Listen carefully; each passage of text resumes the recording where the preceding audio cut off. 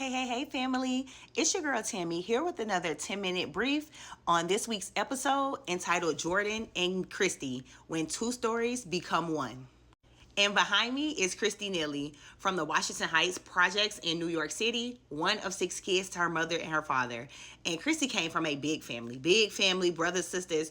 But in all of that chaos that came with that, Christie was always known to be the helper, always known to be one to help her parents out, help her siblings out, the ones that adults would look at and say, yeah, that one got a good head on her shoulders.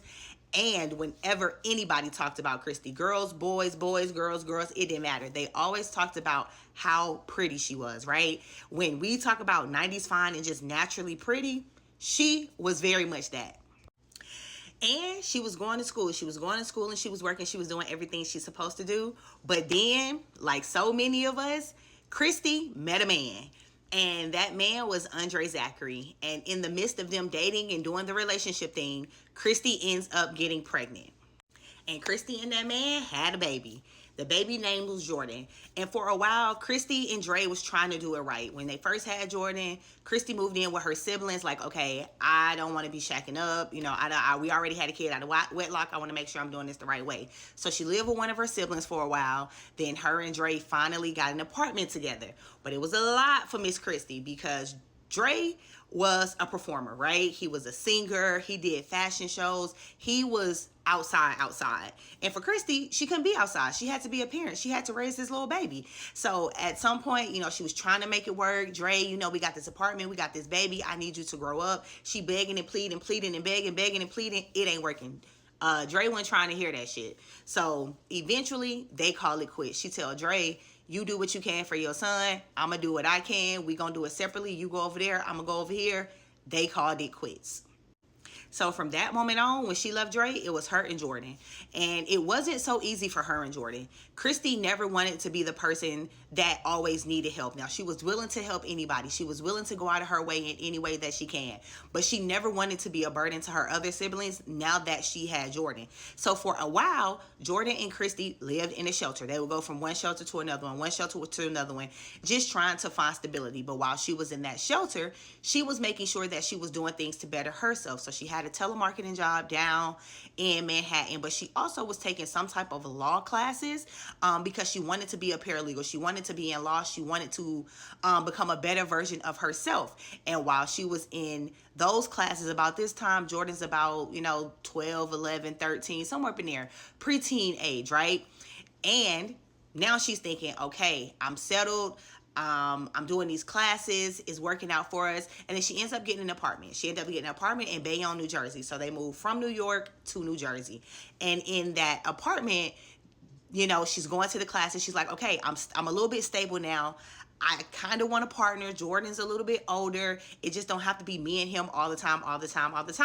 So again, like so many of us, Christie meet a man. This man, Sean Sutherland, and he was a sneaky snake. He looked like the blue thing from Monsters Inc. I'm gonna add a little picture to show y'all who I'm talking about. But he looked like a snake and he was a snake. So him and Christie was doing a dating thing. Jordan's a little bit older, so they're dating. He's coming over, and I believe that he was homeless and he needed somewhere to live because he was the type that, okay, I'm gonna leave a shirt today, I'm gonna leave a pair of pants tomorrow. Can you wash my towels? I'm gonna leave them over here. Until eventually you look up, you look to the left, you look to the right, and now this nigga live in your house. But one would think once he get into this lady's house and she's letting him live there for free, he would act like he got some sense. But apparently the rules was different where Sean was concerned. So he moved into her house and now he had rules for everybody. She had rules. Jordan had rules. The house had rules. The neighbors had rules. Everybody had rules. But Sean could do whatever he wanted to do. He moved freely. And so it became a very tense household. Everything was an argument. Everything was a fuss. Everything was a fight. It was always something with Sean. We could just never have a good day because he always needed it to be something. And by this time, Jordan is a preteen, right? So it's always been him and his mama for as long as Jordan has been alive. And they have this routine. When he gets up to go to school, he check in on his mama no matter how tired, how sick, no matter what it is. She's going to make sure that she sends her baby off right into the world. And Jordan is raised with rules. He's raised with manners. He's not a disobedient kid, right? It's him and his mama. That's all they've ever known, all they've ever had. He don't start his day without his mama, and his mama makes sure that Jordan don't go out into the world without knowing that he is loved by her. That is their routine from the moment that he could talk all the way up until the last time he saw his mama. Okay, so boom. One morning in 2007, Jordan goes to knock on his mama door. Hey, mama, I'm getting ready to leave. I'm going to school. Sean's standing in front of the door. You can't go in there. What you mean? Mama, I'm getting ready to go to school. Can I see my mom? She's sick. She's not feeling up for company right now.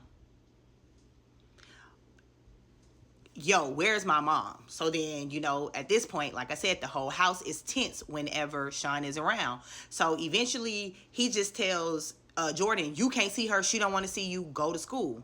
Jordan goes to school. He's at school thinking like, bro, this is the first time in all my life I ain't never seen my mama. This is some crazy stuff. But he raised to listen to authority. He didn't question Sean because guess what? Sean was an adult, right? If Sean said my mama was sick, maybe my mama was sick. Sean and Jordan did this song and dance for 6 whole days, y'all. 6 whole days. And on the 6th day, Sean goes to get a rental car, come in the house and tell Jordan his aunt on her deathbed, so he gotta go. Now this is an aunt ain't nobody never heard of, ain't never seen, ain't never did nothing. Gone, left the boy. So now we added more days to how long Jordan has been in the house. So now the food is running out. For whatever reason, somebody didn't pay the bill. The heat went off. But he's still taking himself to school every day. He's still doing what he's supposed to do. And then he's telling people at school, like, yeah, I haven't seen my mom in a couple days. I don't know where she is. Yeah, the heat is off in my house. I don't know what it is. He's telling people, but nobody's coming to his service. So then one day, Jordan has that brilliant idea to call his mama job. Okay, so Jordan get his mama work on the line, and he's like, is my mom at work? Has my mom been at work? And the work people like, Jordan? And Jordan like, huh? And they're like, yeah, we haven't seen your mom in days.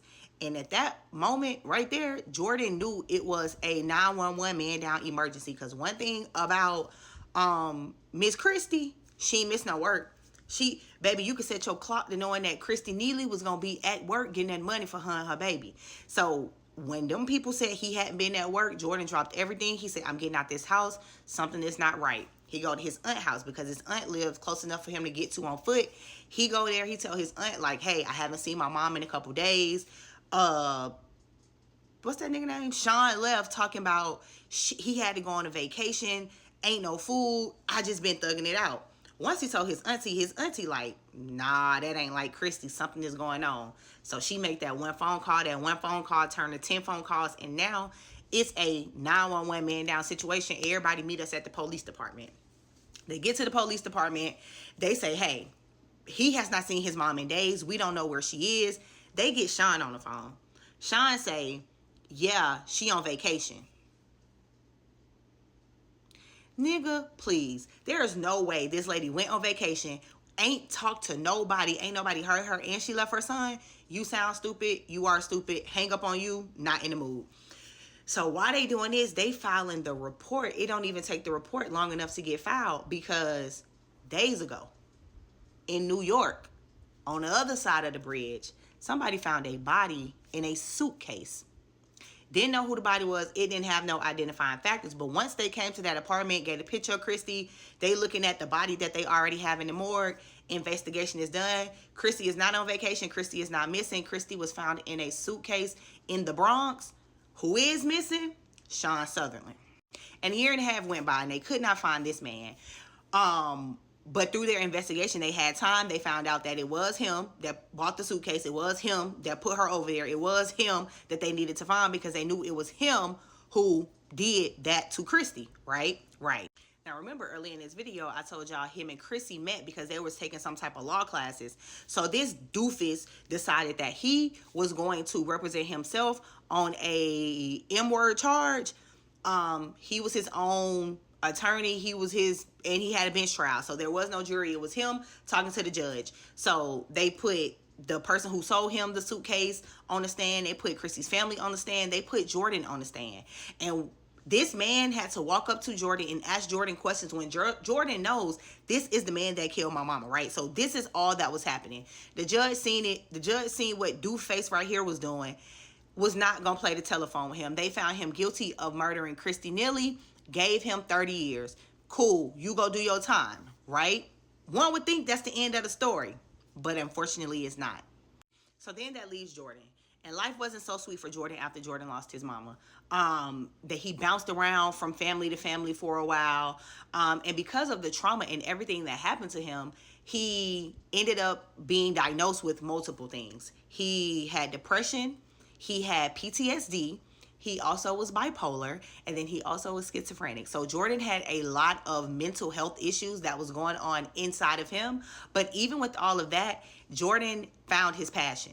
And Jordan's passion was street performing. Jordan was one of the best Michael Jackson impersonators in New York City. So he would get on the train, he would do his dance, he would practice for hours and hours and hours and hours. People would come to New York seeking Jordan out for one of his performances.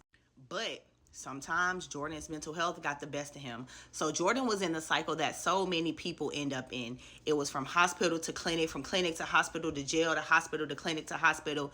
And when you live like that and your mental health is not under control, you sometimes become a victim of homelessness. And that's what ended up happening to Jordan. Jordan became homeless and he did what he could. He performed where he could, but life just really, really, really got hard for him. And one fateful night, Jordan gets on the train, on the F train in Harlem, and Jordan gets on like any other passenger. And in the midst of being on that train, Jordan starts to have a mental episode where he starts yelling and screaming and pacing up and down the train until this man decided that Jordan's crises was his to fix. So him and two other passengers took it upon themselves to wrap their arms and their excrements around Jordan's neck until he could no longer breathe. And if you have ever saw this video, then this is the video of Jordan. That's the man that I just showed you the picture of. That's Jordan in the headlock, and that's the two other dipshits that assisted this man in murdering Jordan on that F train, because we gonna call it what it was. This was a murder, and it was multiple people on this train watching this happen to him, and nobody decided to intervene. And if you were on the internet about 2 years ago, you've probably seen this picture. You've probably seen that video. It was an all-out cause, justice for Jordan Neeley, because he deserved it. So the night that it all happened, they let the white man go. They did not take him to jail. They did not question him. They did not do anything. But because the city kept pressing the issue, they eventually took it to court, where the white man was found not guilty of all the charges in relation to Jordan Neeley's death, because they said that he was frightened and he didn't know what was happening. So they allowed a murderer, I'm going to call him what he is, a murderer, to walk free. But if you want to hear the whole story and how it all played out and how we are honoring Jordan and Christie here at the Black Docket, feel free to follow us on all platforms here, Instagram, Facebook, YouTube, to listen to the episodes on Apple Music, Spotify, iHeartMusic, wherever you get your podcasts. Like, share, follow, comment. Let's converse about what we've seen in this video. And if you have a case that you want me to cover, send it my way. But for now, we will honor Jordan as the great performer that he was. And until next week, bye.